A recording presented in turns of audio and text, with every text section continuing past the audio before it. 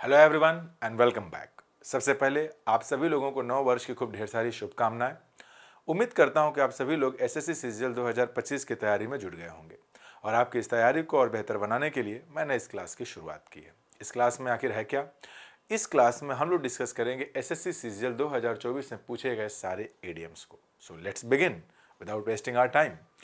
पहला इडियम है आप लोगों के सामने, to have bigger fish to fry, मतलब बड़ी मछली है हमारे पास फ्राई करने के लिए, और भी बड़ी, बिगर कंपैरेटिव है ना, और भी बड़ी मछली है फ्राई करने के लिए, यानी कि छोटे मोटे काम हमारे पास जो तुम बता रहे हो करने को उससे भी ज़्यादा इंपॉर्टेंट काम है मेरे पास। तो इसमें शुरू के जो 3 ऑप्शंस हैं ये हो नहीं सकते, क्योंकि इसमें दिया है to take calculated risk, to have an interest in cooking, to know different kinds of fishing techniques. Last one जरा देखिए तो क्या है, to have bigger things to do, sorry, to have bigger things to take care of than the menial task at hand. ये menial word का मतलब होता है नॉट इम्पॉर्टेंट, मतलब जिसमें बहुत एफर्ट्स की रिक्वायरमेंट ना हो, सामान्य हो, कॉमन हो। तो इसका आंसर यही बनेगा। आइए नेक्स्ट एग्जाम्पल पे बढ़ते हैं हम लोग। अभी इसमें अगला एग्जाम्पल है ब्रेक अ लेग।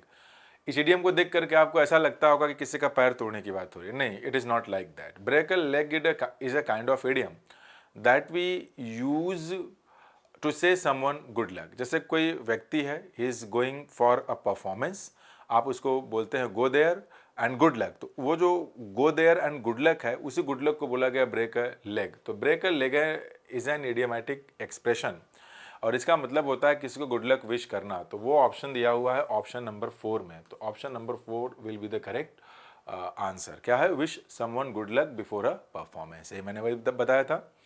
आइए आगे देखते हैं जरा। इसमें अंडरलाइन वर्ड इडियम का मतलब ढूंढना है, एट हर विट्स एंड। आइए पूरा पढ़ने की जरूरत नहीं है, जब यही पूछा है तो इसी को हम समझ लेते हैं। विट वर्ड जो होता है, विट, इस वर्ड का मतलब होता है आपका विजडम, आपका इंटेलिजेंस। यहां बोला गया एट हर विट्स एंड, तो सही इडियम जो है आपका वो ये है, एट वंस विट्स एंड। ये अपोस्ट्रोफी, ये वंस अपने रिक्वायरमेंट के हिसाब से सब्जेक्ट आई है तो माई, यू है तो योर, वी है तो आर, दे है तो देयर होता रहेगा अपना। मतलब किसी के विजडम के एंड में, अब विजडम का अंत हो गया तो फिर समझ में भी नहीं आएगा क्या करना है। तो क्या है भाई इसमें, सो काम एंड कंपोज तो होगा नहीं, समझ में अगर नहीं आ रहा है तो ये ऑप्शन तो गया। So worried confused and annoyed that she become unconscious, नहीं ये नहीं बनेगा। So worried confused and annoyed, यहाँ तो सेम ही है। दैट शी इंसल्टेड भी नहीं है, she does not know what to do next. तो उसका मतलब यही है, बुद्धि के अंत पे चले जाना, यानी समझ में ना आना कि क्या करना। तो option number 4 is the correct answer. आइए थोड़ा आगे देख लेते हैं। इसमें क्या पूछा है, which of the following idioms mean to steal from a shop. Steal from a shop, चोरी करना, कुल मिला के इसका मतलब है। चोरी करने का जो इडियमेटिक एक्सप्रेशन है आपका वो है 5 फिंगर डिस्काउंट। 5 फिंगर डिस्काउंट, पूरा का पूरा डिस्काउंट मिल गया, यानी पूरा हाथ डाला चुरा लिया, ऐसा पूरा का पूरा फिंगर यूज किया। आइए और भी इडियम्स इनको भी देख लेते हैं। ये ग्रीन थंब का मतलब क्या होता है? इसका मतलब होता है गुड एट गार्डनिंग, मतलब पौधे वौधे लगाने में अच्छा होना। ब्लैक शीप का मतलब होता है अनडिजायरेबल पर्सन, एक ऐसा व्यक्ति जो कि जिस भी ग्रुप में हम बात कर रहे हैं उस ग्रुप के लिए अच्छा ना माना जाए, अनडिजायर्ड हो। तो अनडिजायरेबल पर्सन, अनडिजायरेबल पर्सन हो गया। एंड गोल्डन अपॉर्चुनिटी तो आप जान ही रहे हैं, बहुत अच्छा मौका। कुल मिला करके ये जो यहाँ ईडियम आया था, to steal from a shop, उसका बनेगा आपका 5 फिंगर डिस्काउंट। याद रखिएगा, इस क्लास में हम लोग जितने भी ईडियम्स का डिस्कशन कर रहे हैं वो सारे के सारे सीजीएल 2024 के पूछे हुए ईडियम से। इन्हीं को क्यों किया? क्योंकि लेटेस्ट यही पूछे गए हैं, तो शुरुआत इन्हीं से कर लेते हैं। बाकी बहुत सारे ईडियम्स तो आप जान भी रहे होंगे। On the ball, on the ball एक ईडियम, इसका मतलब समझ लीजिए ये एक बॉल है, इस बॉल के ऊपर आपको खड़ा कर दिया जाए तो आपकी पोजीशन क्या होगी? आप ऊपर खड़े हैं बिल्कुल ऐसे, मतलब बॉल थोड़ा सा भी इधर उधर हिलेगा तो आप बिल्कुल रेडी होंगे, यानी ready to take action, alert है और रेडी टू टेक एक्शन है। कहाँ पे है? अवेयर ऑफ, अनअवेयर तो होगा नहीं, क्योंकि उस पर खड़े हैं। तो इडियम का मतलब तो ये निकलेगा कि रेडी टू टेक एक्शन, बिल्कुल अलर्ट होना। तो अवेयर ऑफ एनी चेंजेस और डेवलपमेंट्स बट डूइंग नथिंग नहीं होगा, आप बिल्कुल रेडी हैं काम करने के लिए। अवेयर ऑफ एनी चेंजेस और डेवलपमेंट बट स्लो नहीं है, क्विक। इस पे है तो बिल्कुल रेडी रहेंगे कि बॉल गिरने की कंडीशन जैसे है कि कूद के भाग जाएंगे आप। तो quick to react to them. तो इसका जो आंसर बनेगा that will be option number 1। आइए नेक्स्ट एग्जाम्पल पर चलते हैं। इसमें हम आई एम, अब देखिए वो ब्लैंक है, the blank is followed by 4 options. क्या करना है इसमें? About whether to accept the job offer और continue freelancing, both options have their advantages. अच्छा, जॉब ऑफर का मतलब क्या समझ रहे होंगे आप लोग। There is a company and the company has given you a chance to work with it, और अब आप कंफ्यूज हो कि उसको ज्वाइन कर लें, मतलब 8-10 घंटे का जो भी जॉब होगा उसी को आपको करना है and you are going to get a salary. अब चूंकि यहाँ पे बोला गया दोनों के एडवांटेजेस हैं। फ्रीलांसिंग का मतलब होता है कि you are not restricted to a particular organisation, you are working with different organisation. 2 घंटे वहाँ दे दिए, 3 घंटे वहाँ दे दिए, 4 घंटे वहाँ दे दिए, तो दोनों के अपने एडवांटेजेस हैं। तो इसमें बोला गया कि मुझे समझ में नहीं आ रहा है मैं करूँ क्या, यानी कि I am unable to decide, यानी टू बी अनडिसाइडेड। तो उसके लिए जो ईडियम आपका बनेगा वो यही वाला है, ऑन द फेंस। इसका मतलब होता है to be undecided. Left out in cold, इसका मतलब है to be ignored. To be ignored का मतलब किसी को डिसरिगार्ड कर देना, डिसरिस्पेक्ट कर देना, ध्यान न देना।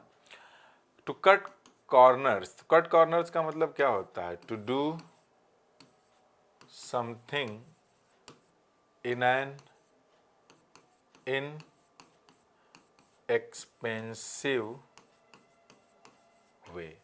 अच्छा, कुल मिलाकर के कट कॉर्नर्स का मतलब ये है आपका किसी काम को बहुत जल्दी में कर देना, टू डू समथिंग क्विकली, इन अ हरी, इन अ हरी, जल्दी में कोई काम कर देना, कुछ डिटेल्स को मिस कर देना। भाई जल्दी जल्दी करेंगे तो पूरी चीज़ों को तो आप ऐड कर नहीं पाएंगे, तो इतना तेज़ी से करना जितने तेज़ी से आपको नहीं करना चाहिए, जल्दी जल्दी करके ख़त्म कर देना। Up in arms, up in arms का मतलब होता है टू प्रोटेस्ट, टू प्रोटेस्ट हो जाना, या फिर to be very angry, to be very, ये सारे इडियम्स आपको याद करने हैं। ये बताने को तो मैं बता दूंगा सब, इससे आपको ये आइडिया रहेगा कि what kind of idioms are asked, और लेकिन आपको गो थ्रू करना पड़ेगा, नहीं पढ़ेंगे तो नहीं कर पाएंगे ना, याद कैसे करेंगे इतने सारे इडियम्स, आप तो प्रैक्टिस करनी पड़ेगी। वैसे मैं आपको बता दूं कि अपने ही चैनल पे इडियम्स का एक मैंने प्लेलिस्ट बनाया हुआ है जिसमें इन्हीं इडियम्स को एक एक करके ट्रिक के फॉर्म में याद कराता हूँ, आप वहाँ से भी याद कर सकते हैं। और ये इडियम्स सिर्फ एसएससी के लिए नहीं है, कोई भी एग्जाम जिनमें इडियम्स आ रहे हैं सारे काम करेंगे वहाँ पर। आइए आगे बढ़ते हैं। इसमें एक और दिया हुआ है यहाँ पे, what does the idiom bite the bullet. अभी ये हाल ही के सीडीएस के पेपर में पूछा गया है। बुलेट तो आप जान रहे हैं वो गोली, बाइट चबाना, बुलेट कौन चबाता है? अब मजबूरी होगी तभी चबाएंगे, पकड़ लिए 10 लोग, आपको करो खाओ नहीं तो गोली मार दूंगा तुमको, यानी न चाहते हुए भी किसी काम को करना। तो अब इसमें देखिए क्या दिया, give someone a piece of advice नहीं है, अवॉइड कन्फ्रंटेशन नहीं है, एंजॉय अ डिलीशियस मील ये भी नहीं है, face a difficult situation with courage, यानी कि किसी डिफिकल्ट सिचुएशन को पूरे करेज के साथ सामना करना ताकि उसका एक सोल्यूशन निकाला जा सके। तो option number 4 is the correct answer. Let's talk about question number 8। Your so called friend has cooked your goose, इसको भी मैंने बताया है पहले भी। तो ये जो सही इडियम है हमारा ये है, कुक someone's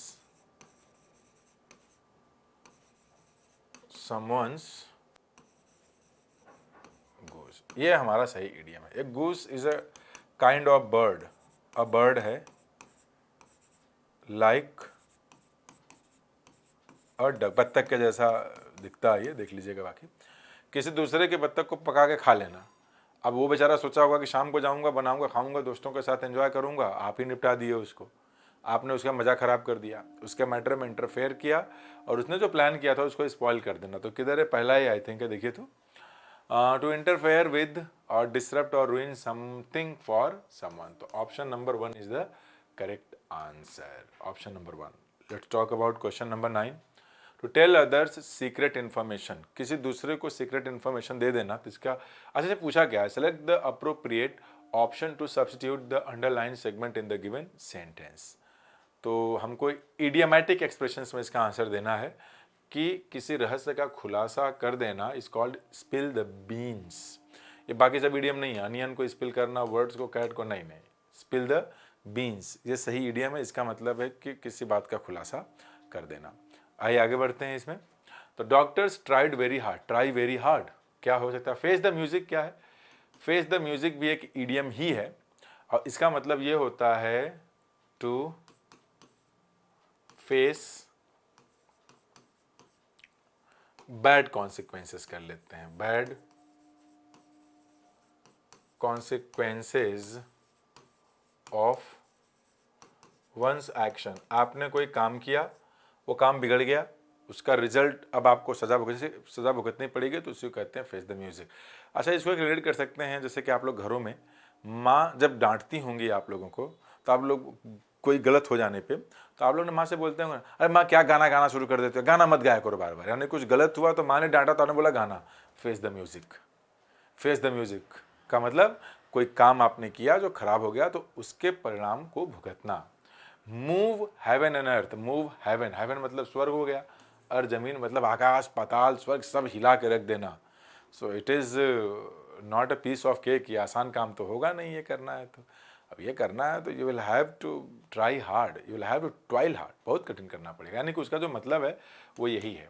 एक इडियम है हमारा ड्रॉ द लाइन, इसका जो सही फॉर्म होगा first form draw the line. Draw the line का मतलब होता है टू सेट लिमिट, मर्यादा निर्धारित करना,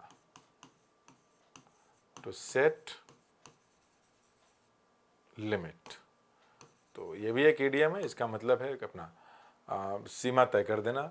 run like clockwise, run like clockwise का मतलब क्या है, स्मूथली किसी काम को करना। जैसे घड़ी है तो घड़ी अगर क्लॉकवाइज घूम रही है तो बड़े आसानी से घूमेगी ना, उसमें कहीं से कोई भी दिक्कत होगा नहीं, बड़े आसानी से काम होगा। तो स्मूथली किसी काम को करना है अगर आपको, तो उसके लिए इडियम है आपका रन लाइक क्लॉकवाइज। तो हालांकि हमको ढूंढना है इसका था ट्राई वेरी हार्ड, तो मूव हेवन एंड अर्थ।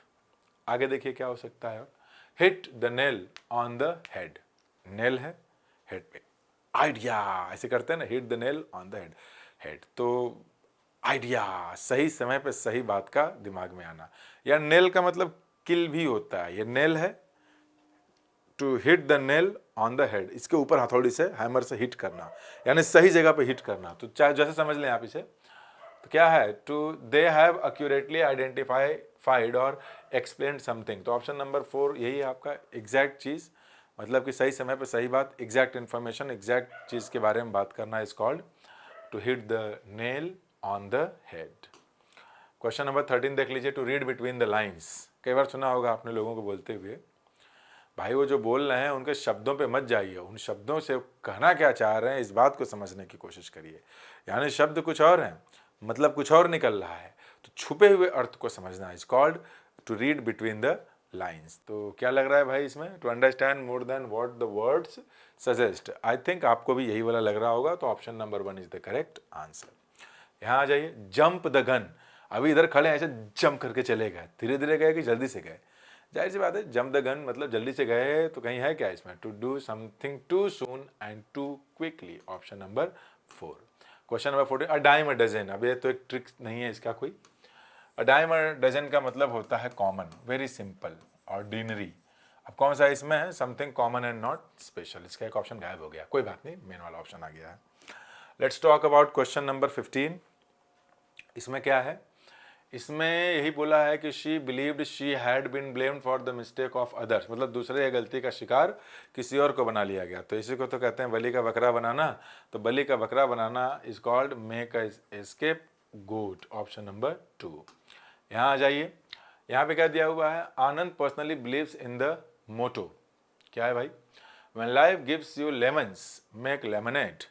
यानी कि लाइफ जब आपको कई सारे नींबू मारे, खटास, लाइफ में जब खटास आए, एक्चुअल में होता क्या है कि मिठास, लाइफ में अगर मिठास है तो लाइफ अच्छी मानी जाती है, खटास मतलब दूसरों से दुश्मनी का होना, किसी से प्रेम भावना होना, तकलीफ में होना, ऐसा मान सकते हैं आप। लाइफ में जब खटास आए तो यहाँ नींबू दिया गया है, और नींबू का शरबत बना के पी लो, यानी खराब सिचुएशन का ही फायदा उठा लो।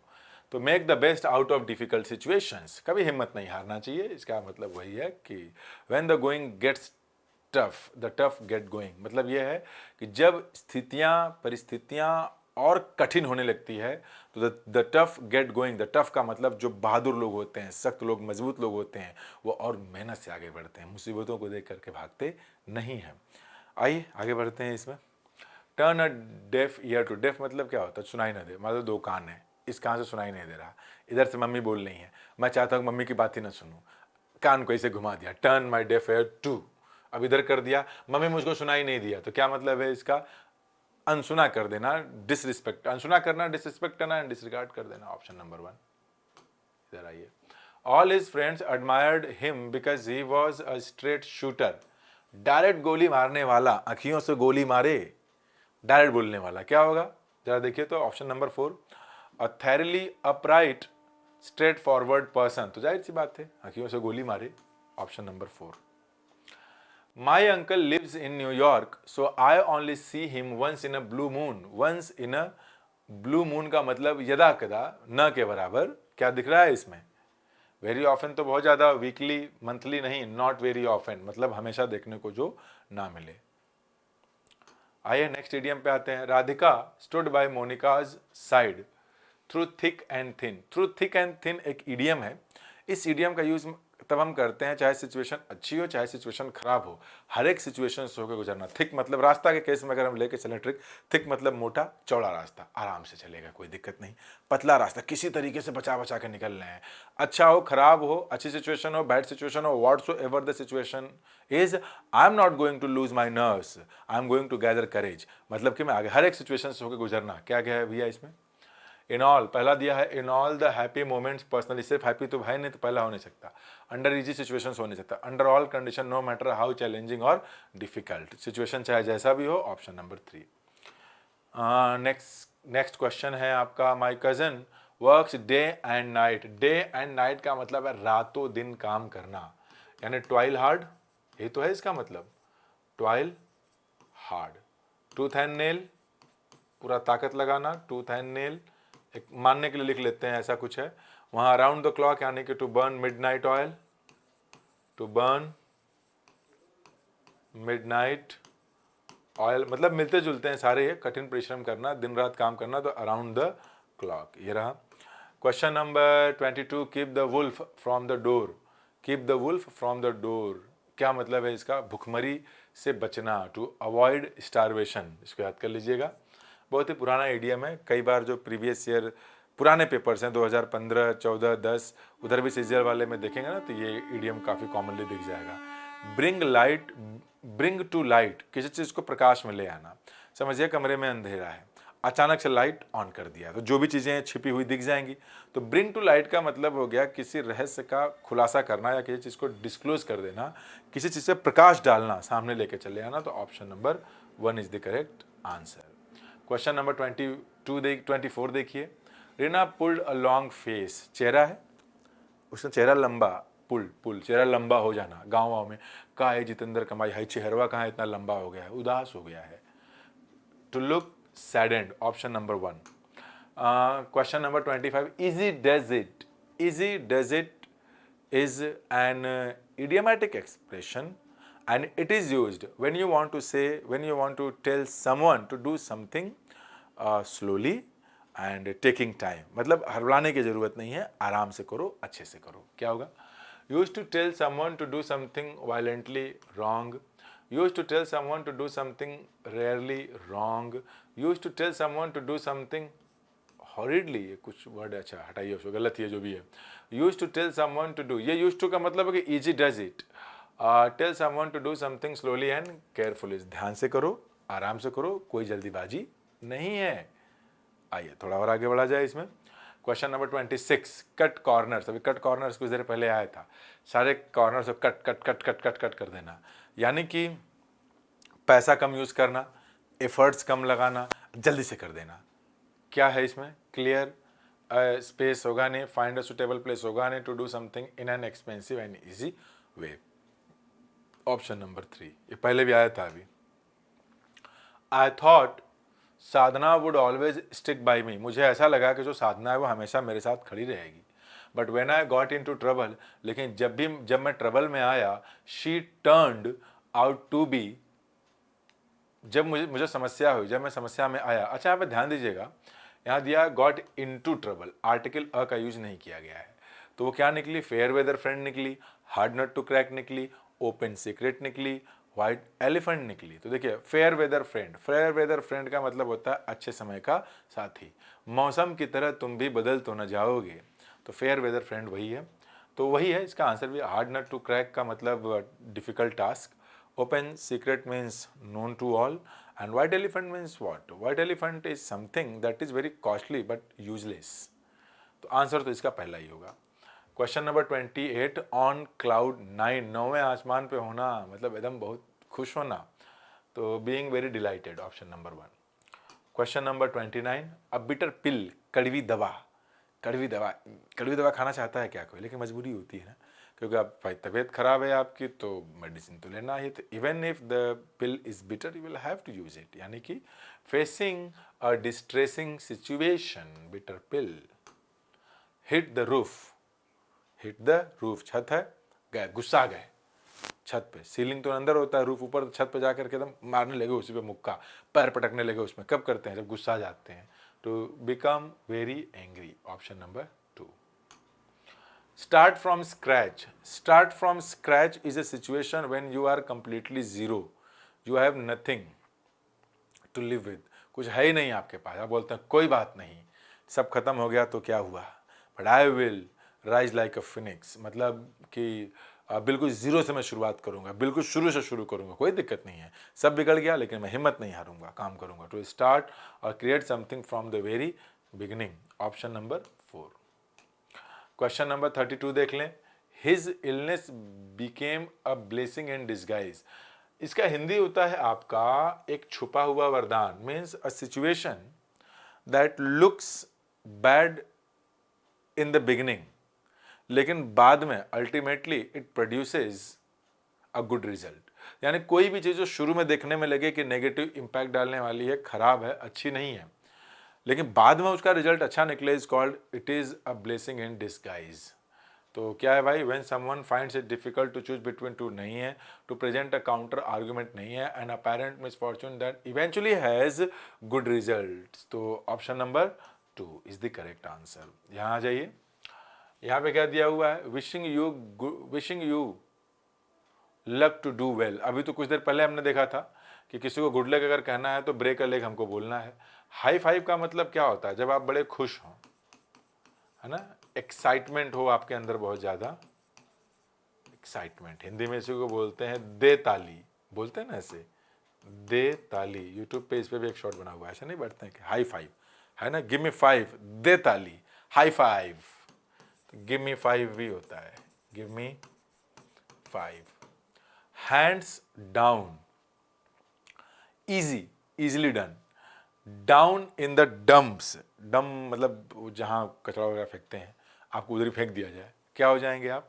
सैड हो जाएंगे, डिप्रेस्ड हो जाएंगे। तो हो ही नहीं सकता, ब्रेक अ लेग बन गया। तो सही आंसर इसका बनेगा आपका option number, break a leg है ना, तो ब्रेक अ लेग ही बनेगा, ये सही आंसर है। गुड लक विश करना। आइए यहाँ देख लीजिए, आई हैड हर्ड ऑफ हेन पेक्ड हस्बैंड। आइए थोड़ा सा समझते हैं।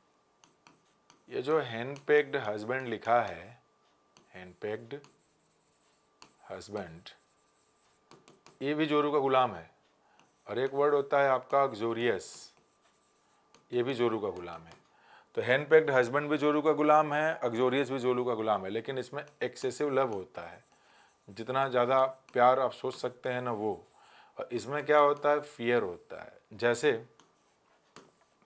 हस्बैंड, कोई वाइफ है, डरा के रखी है अपने हस्बैंड को, एक काम ढंग से तुम नहीं करते हो, कल साड़ी रख करके वहां पे गई तो उसको भी धुले नहीं हो, आयरन भी ढंग से नहीं किया हो, बर्तन नहीं धुले, हाँ जा रहा हूँ कर रहा हूँ। हैंड पैक्ड हस्बैंड एक खुद ही बहुत ज़्यादा एक्सेसिव लव कर रहा है, एकदम पागल है उसके लिए, तो वो आपका एक्सोरियस है। तो इसमें ज़रा बताइए, तो हैंड पैक्ड हस्बैंड के लिए क्या होगा? बॉसी हस्बैंड नहीं, कंट्रोलिंग हस्बैंड नहीं, डोमिनेटिंग हस्बैंड नहीं, ऑप्रेस्ड हस्बैंड, दबा कुचला हस्बैंड, एकदम डरा हुआ। आईएनजी फॉर्म का मतलब है ना कि नाउन ही इसका डूअर है, तो हस्बैंड जो कंट्रोल करे, हस्बैंड जो डोमिनेट करे, हस्बैंड जो खुद ही बॉस टाइप का, और अप्रेस्ड हस्बैंड मतलब जो दबा कुचला होता है। हैंडपक्ड का मतलब हो गया ऑप्शन नंबर 4। यहाँ आइए, after reflecting on the matter regarding his bosses selfish attitude, Raju decided to force himself to perform an unpleasant action in a difficult situation in order to resolve the matter। मतलब न चाहते हुए भी उसने किसी काम को करने के लिए अपने आप को फोर्स किया ताकि वो उसका सोल्यूशन ला सके। तो इसके लिए हमने भी कुछ देर पहले एक इडियम पढ़ा था, बाइट द बुलेट, ये रहा, यही सही इडियम है, बाकी बेकार है सब, डच द बुलेट, ऐसा कुछ नहीं है। एट अ लो एब, ज्वार भाटा वाला है ना, at a low distressing situation होता है आपका, डिप्रेस्ड। आगे आइए, of and on. Of and on is a situation जो कि लगातार ना हो, रुक रुक कर हो, नाउ देन हो गया, या इसी को आप बोल सकते हैं पीरियोडिकली। पीरियोडिकली, तो ऑप्शन नंबर 3। इधर आ जाइए, left out in the cold, अभी कुछ देर पहले क्या था, left out in the cold, to be ignored है इसमें, हेल्पलेस छोड़ देना किसी को। आगे आइए, break the ice। break the ice is a situation when we want to start a conversation. Suppose there is a group and there are 5 members sitting, 5 10 any number you can choose. I'm supposing 5 members, 5 members are sitting over there, they are just feeling shy to talk। तो अब होता क्या कि माया हो गया यार, why people are sitting like this, just start talking, break the leg. तो break the leg का मतलब ही, सॉरी ब्रेक द लेग बोला, ब्रेक द आइस। तो ब्रेक द आइस का मतलब ही होता है आपका कॉन्वर्जेशन शुरू करना, कि सामने वाले को कंफर्टेबल फील कराना। कौन सा इसमें देखिए तो, respect for someone's achievements, to say और to do something that makes people feel more relaxed, especially at the beginning of a meeting और पार्टी। तो option number 2 is the correct answer. मुझे ऐसा लग रहा है कि आप लोग समझ पा रहे होंगे। ठीक, तो चल रहा है ना, हाँ सही है। आगे आइए, 40। Sejal visits the near by temple of and on. Of and on अभी कुछ देर पहले देखा, पीरियोडिकली, तो इसे समय लगाने की जरूरत है नहीं। आगे आ जाइए, इसमें दिया है जॉन्डिस्ड आई। जॉन्डिस्ड आई का मतलब हो गया रिजेंटमेंट, नाराजगी। कहीं है इसमें रिजेंटमेंट, ये रहा। इधर आइए, इसमें क्या दिया, कॉल स्पेड है स्पेड, ये आइडिया भी पढ़ाया है। स्पेड का मतलब होता है फावड़ा, और थोड़ा देहाती बोलेंगे तो फरुहा। फरुहा को फरुहा बोलूंगा, फावड़े को फावड़ा बोलूंगा, खुरपी नहीं बोलूंगा। यानी जो चीज़ जैसी है वैसे ही बोलूंगा, साफ साफ बोलना, speak truthfully. 43, gift of the गैब। गैब का मतलब क्या होता है, स्पीच। गिफ्ट, स्पीच की जो है आपको गिफ्ट मिला, यानी कि बोलने की कला, talent for speaking. Option number A. I can really blank for this accomplishment. क्या दिया है, after months of dedication and effort I finally completed the marathon. अब इसके लिए क्या है, 4 ऑप्शंस दिए हैं, up a creek without a paddle, eat like a horse, blow hot and cold. तो अब कहाँ गया भाई, pat my self on the back का मतलब है अपनी पीठ थपथपाना, यानी अपने आप को बहबाई देना। तो अब up creek without a paddle, इसका ये मतलब है कि a difficult situation, a bad या फिर डिफिकल्ट सिचुएशन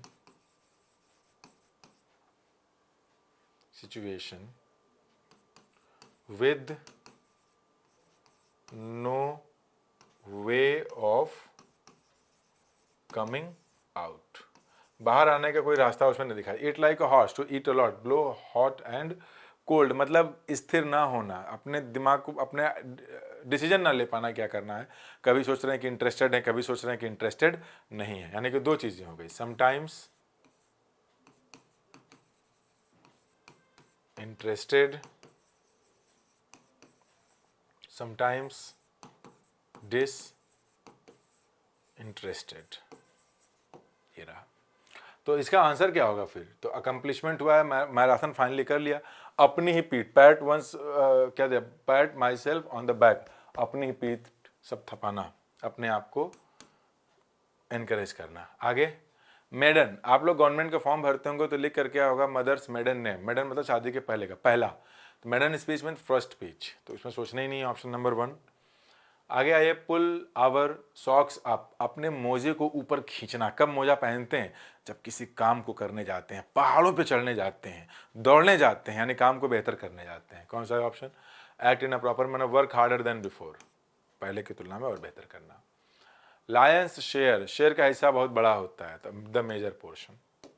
आगे, let the dust settle, dust जो धूल वगैरह उड़ रहा है उसको दब जाने दो, शांत हो जाने दो, यानी कि कोई सिचुएशन है जो खराब है, तो उस खराब सिचुएशन को थम जाने दो, रुक जाने दो, फिर आगे बढ़ते हैं। तो क्या होगा, to wait for a situation to become clear and certain. Option number 3।